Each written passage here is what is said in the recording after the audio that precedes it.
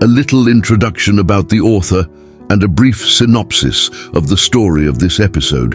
Guy de Maupassant, born on August 5, 1850 in France, is one of the most influential writers of the 19th century. Renowned for his mastery of the short story, his works are celebrated for their vivid realism and insightful exploration of human nature. Maupassant's writing often delves into the complexities of life, fate, and social issues, making his stories timeless and compelling. With classics like The Necklace and Boule de Suif, he has cemented his place in literary history as a master storyteller. In a world driven by desire and vanity, Madame Loisel dreams of a life of luxury and elegance. When she borrows a stunning necklace for a grand ball, her night of glamour comes with a price. After losing the necklace, she and her husband must face a harsh reality.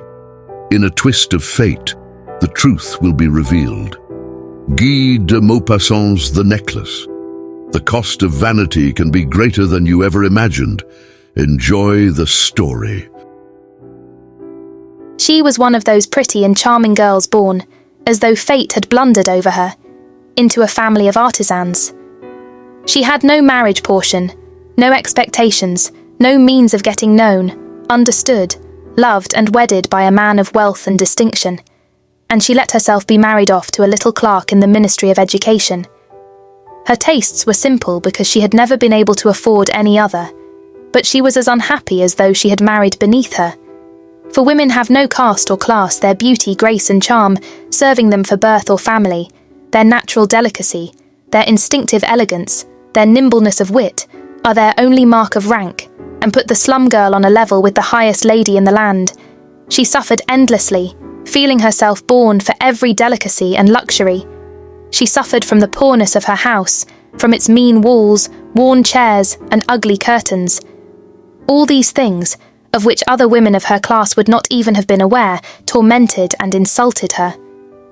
The sight of the little Breton girl who came to do the work in her little house aroused heartbroken regrets and hopeless dreams in her mind. She imagined silent antechambers, heavy with oriental tapestries, lit by torches in lofty bronze sockets, with 2 tall footmen in knee breeches sleeping in large armchairs, overcome by the heavy warmth of the stove. She imagined vast saloons hung with antique silks, exquisite pieces of furniture supporting priceless ornaments, and small, charming, perfumed rooms created just for little parties of intimate friends, men who were famous and sought after, whose homage roused every other woman's envious longings. When she sat down for dinner at the round table covered with a 3-days-old cloth, opposite her husband, who took the cover off the soup tureen, exclaiming delightedly, "Aha, Scotch broth, what could be better?" She imagined delicate meals, gleaming silver, tapestries peopling the walls with folk of a past age, and strange birds in fairy forests. She imagined delicate food served in marvellous dishes, murmured gallantries, listened to with an inscrutable smile as one trifled with the rosy flesh of trout or wings of asparagus chicken. She had no clothes, no jewels, nothing. And these were the only things she loved. She felt that she was made for them. She had longed so eagerly to charm, to be desired, to be wildly attractive and sought after. She had a rich friend, an old school friend whom she refused to visit because she suffered so keenly when she returned home. She would weep whole days with grief, regret, despair, and misery. One evening, her husband came home with an exultant air, holding a large envelope in his hand. "Here's something for you," he said. Swiftly, she tore the paper and drew out a printed card on which were these words: "The Minister of Education and Madame Ramponneau request the pleasure of the company of Monsieur and Madame Loisel at the Ministry on the evening of Monday, January the 18th. Instead of being delighted, as her husband hoped, she flung the invitation petulantly across the table, murmuring, "What do you want me to do with this? Why, darling, I thought you'd be pleased. You never go out, and this is a great occasion. I had tremendous trouble to get it. Everyone wants one. It's very select, and very few go to the clerks. You'll see all the really big people there."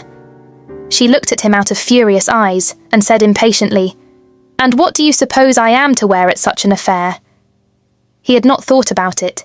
He stammered, Why, the dress you go to the theatre in, it looks very nice to me." He stopped, stupefied and utterly at a loss when he saw that his wife was beginning to cry. 2 large tears ran slowly down from the corners of her eyes towards the corners of her mouth. "What's the matter with you? What's the matter with you?" He faltered. But with a violent effort she overcame her grief and replied in a calm voice, wiping her wet cheeks. "Nothing, only I haven't a dress and so I can't go to this party. Give your invitation to some friend of yours whose wife will be turned out better than I shall."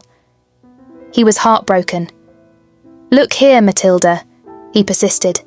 "What would be the cost of a suitable dress, which you could use on other occasions as well, something very simple?"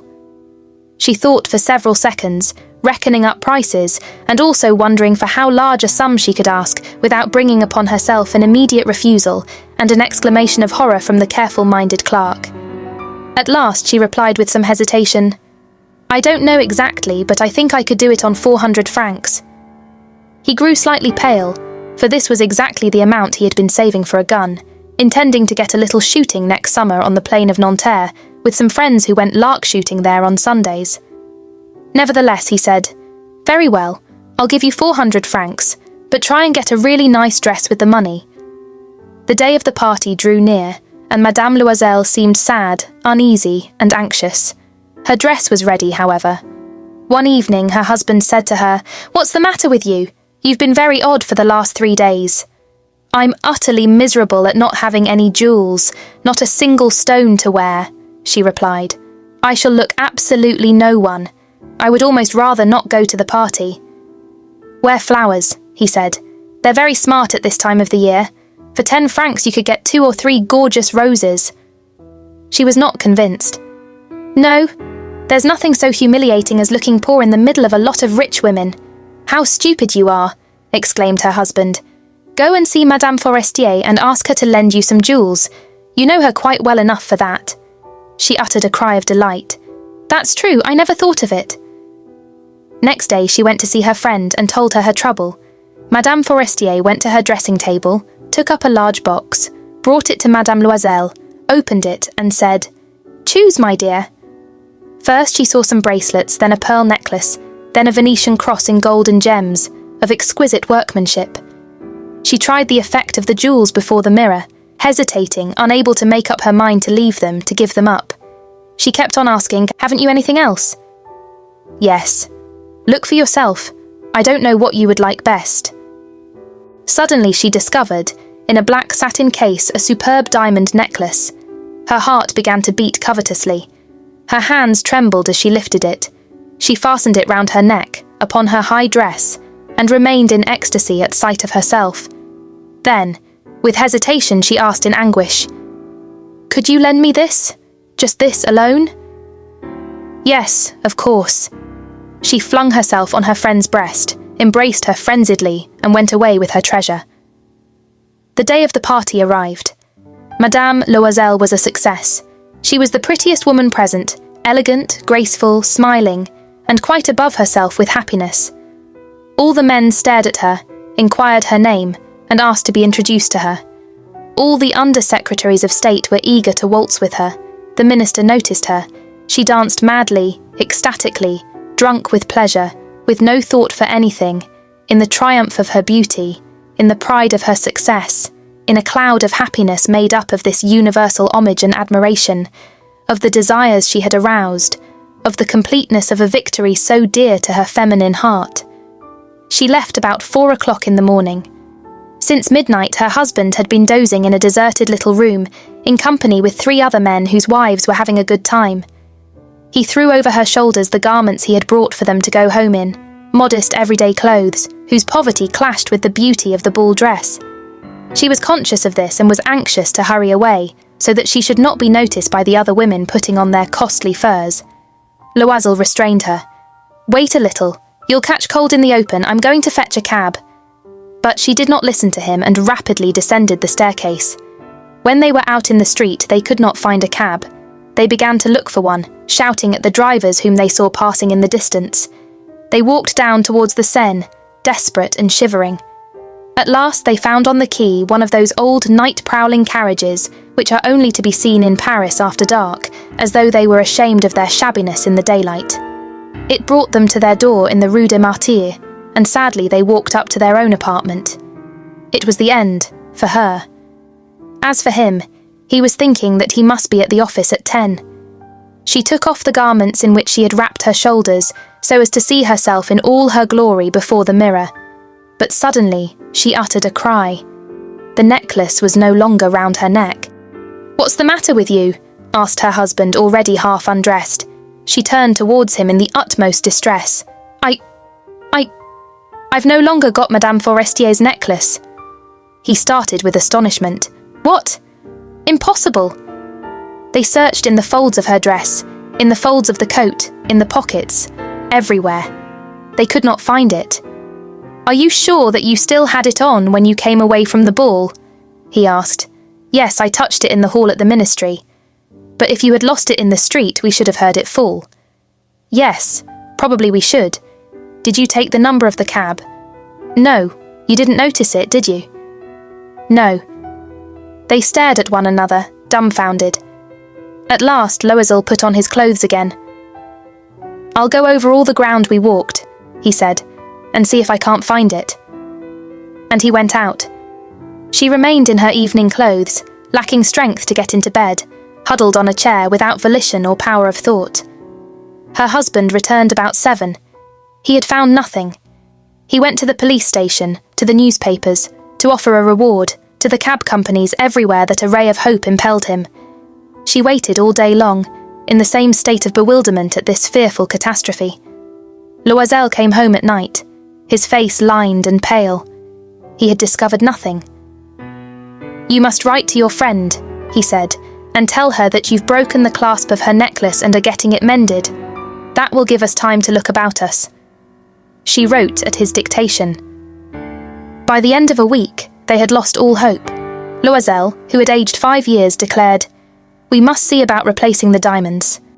Next day they took the box which had held the necklace and went to the jeweller's whose name was inside. He consulted his books. "It was not I who sold this necklace, madame. I must have merely supplied the clasp."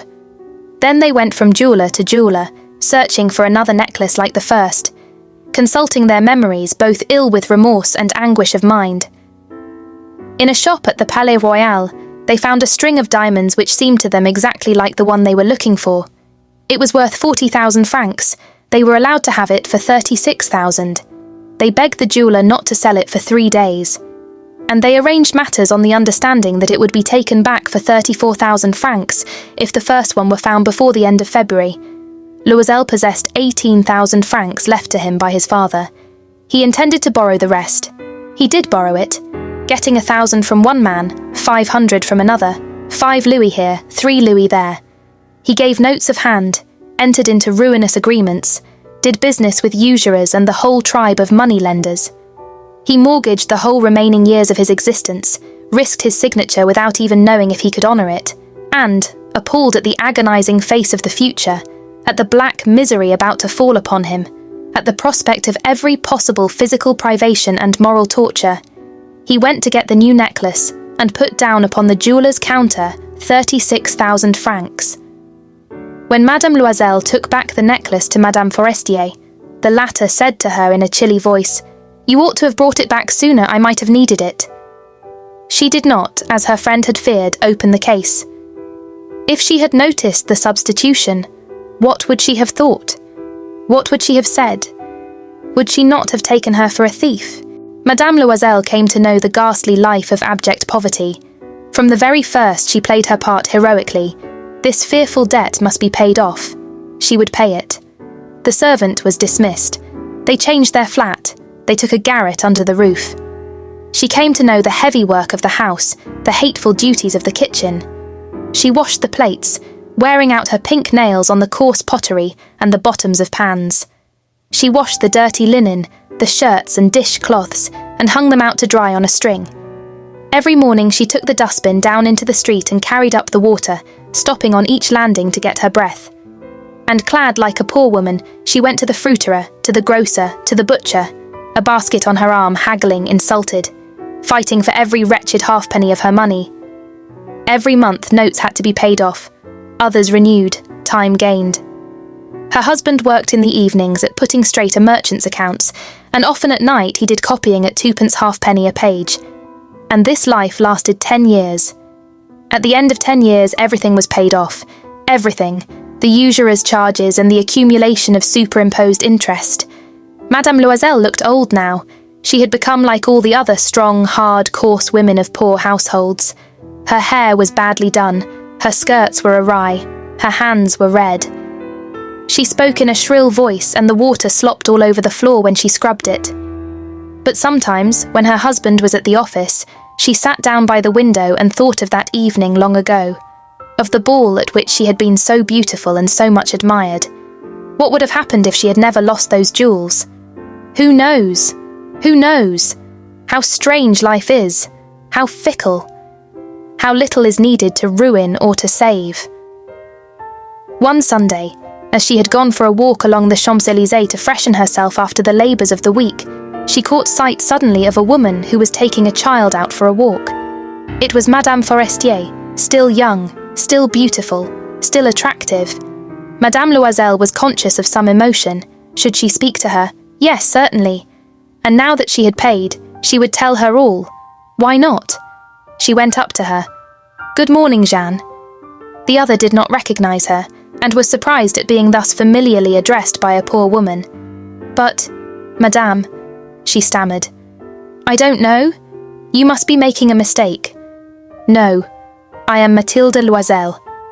Her friend uttered a cry. "Oh, my poor Mathilde, how you have changed." "Yes, I've had some hard times since I saw you last, and many sorrows. And all on your account." "On my account? How was that?" "You remember the diamond necklace you lent me for the ball at the ministry?" "Yes. Well, I lost it." "How could you?" "Why, you brought it back." "I brought you another one just like it, and for the last 10 years we have been paying for it. You realise it wasn't easy for us, we had no money." "Well, it's paid for at last, and I'm glad indeed." Madame Forestier had halted. "You say you bought a diamond necklace to replace mine?" "Yes? You hadn't noticed it?" They were very much alike, and she smiled in proud and innocent happiness. Madame Forestier, deeply moved, took her 2 hands. "Oh, my poor Mathilde, but mine was imitation. It was worth at the very most 500 francs. Thank you for tuning in to Relaxation Canvas's whispered masterpiece. We hope you enjoyed the story, and we look forward to seeing you again in our next episode.